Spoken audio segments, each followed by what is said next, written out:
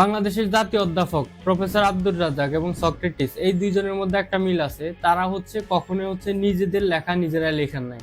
Professor Abdur রাজ্জাককে কিন্তু পরিচয় করাই দিয়েছেন আমাদের যদ্যপি আমার গুরু বইয়ের লেখক অর্থাৎ আহমদ ছফা।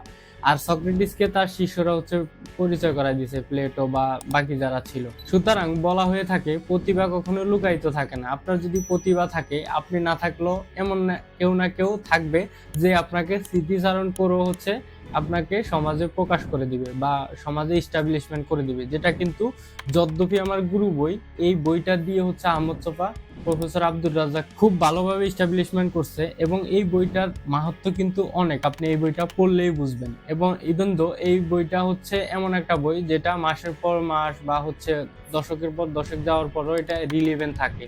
আহমদ ছফার এই বইটা যেমন করে সক্রেটিসের বিভিন্ন কোট রিলেভেন্ট থাকে। তো প্রফেসর আব্দুর রাজ্জাক এবং সক্রেটিস এই দুইজনের মধ্যে কিন্তু এই মিলটা রয়েছে।